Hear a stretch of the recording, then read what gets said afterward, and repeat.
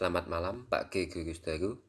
Saya Liam Dari Mudiono, NIM 21G10058. Sebelum saya memulai pembahasan teologi moral ini, akan lebih baik jika diawali terlebih dahulu dengan doa.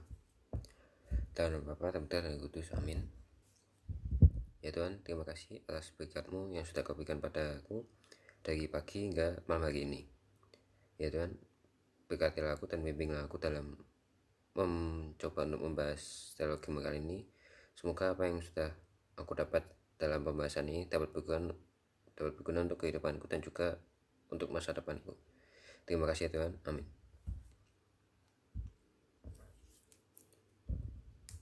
Di sini saya akan mencoba untuk membahas beberapa pertanyaan yang sudah diberikan.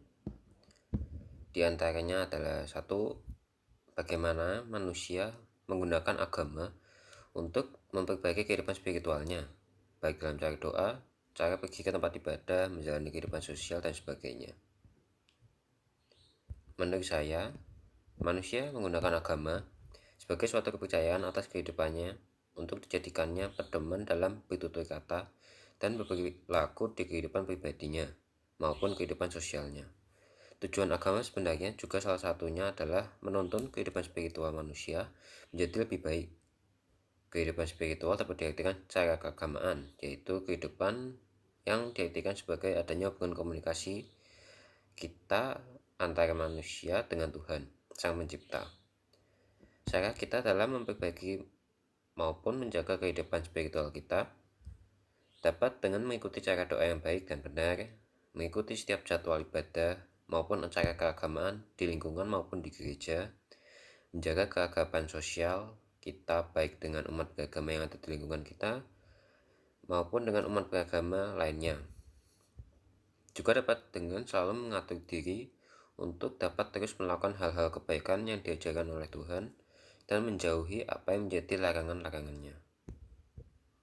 Lalu pertanyaan kedua, bagaimana manusia menggunakan agama untuk berbuat tidak baik kepada yang lain? Manusia pada zaman sekarang itu cenderung mampu untuk melakukan segala hal untuk mencapai tujuan tertentu yang akan sesuai dengan apa yang manusia tersebut inginkan. Dia tanpa mempedulikan risiko dan akibat yang akan ditimbulkan dari perbuatannya itu sendiri. Salah satu dari contoh yang ada dari zaman sekarang ini itu adalah menggunakan salah satu agama untuk menjadi alat dalam melakukan perbuatan yang tidak baik untuk orang-orang yang ada di sekitarnya. Dalam artian itu dijadikan alat untuk memecah belah persatuan dan kesatuan yang ada yang sudah terbentuk rapi sebelumnya. Salah satu contoh untuk hal itu dalam masalah ini itu saat salah satu manusia menggunakan salah satu macam agama yang ada sebagai panutan kehidupan yang paling benar. Di luar penganut agama yang dimaksud ini adalah orang-orang yang tidak akan mendapat kedamaian di hidupnya.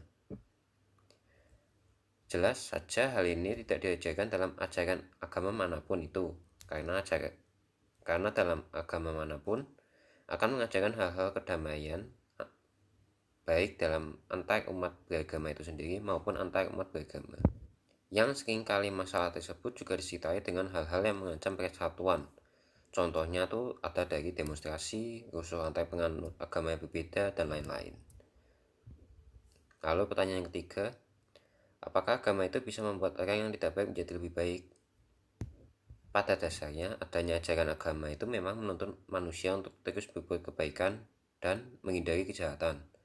Agama juga dapat mengubah orang yang memiliki kepribadian ataupun sikap yang tidak baik menjadi manusia yang memiliki pribadi yang lebih baik lagi. Salah satu contohnya adalah orang-orang yang mengalami atau mengikuti sakramen taubat dalam gereja Katolik. Mereka diminta untuk mengakui segala kesalahan yang telah mereka perbuat selama ini dan diharapkan untuk tidak mengulangi atau bahkan mengikuti jalan yang salah itu kembali. Lalu pertanyaan yang keempat, apa pentingnya manusia berkomitmen untuk menjaga kehidupan dan kelestarian alam? Manusia ditugaskan untuk menjaga, melestarikan, dan mengembangkan kehidupan yang ada di dunia ini. Tetapi seringkali yang dilakukan manusia pada zaman ini hanya ingin memenuhi kepentingan pribadinya saja dengan tidak mempedulikan apa yang akan diakibatkannya setelah dari apa yang telah manusia itu berbuat. Seringkali juga hal ini berakibat pada kehidupan makhluk hidup selain manusia, seperti salah contohnya itu hewan dan tumbuhan, yang ikut merasakan akibat dari perbuatan manusia yang tidak bertanggung jawab ini. Maka dari itu, pentingnya manusia untuk mampu berkomitmen dalam kemauannya untuk menjaga kehidupan dan kelestarian alam menjadi hal yang sangat dibutuhkan oleh generasi pada zaman ini untuk mau menjaga keberlangsungan kehidupan untuk masa depan nantinya. Komitmen ini juga bukan sekedar dilakukan untuk orang-orang yang berkepentingan langsung dalam hal ini. Kita semua harus turut berkontribusi dalam menjaga kehidupan alam sekitar masing-masing. Dengan cara kita sendiri, salah satu contoh yang mudah itu dapat dimulai dengan membuang sampah pada tempatnya, mencoba untuk menanam satu pohon di lingkungan rumah masing-masing, mengurangi adanya penggunaan plastik dalam kehidupan sehari-hari dengan menggantinya dengan benda-benda alternatif yang ada, dan juga contoh-contoh lainnya. Demikian pembahasan saya tentang 4 pertanyaan yang sudah diberikan. Jika tadi sudah diawali dengan doa, maka akan lebih baik juga diakhiri juga dengan doa. Dan Bapa dan Putra dan Kudus. Amin.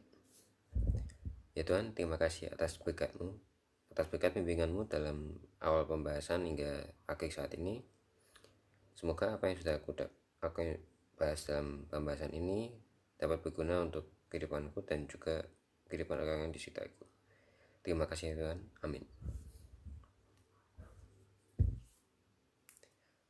Sekian pembahasan 4 pertanyaan dari saya. Terima kasih.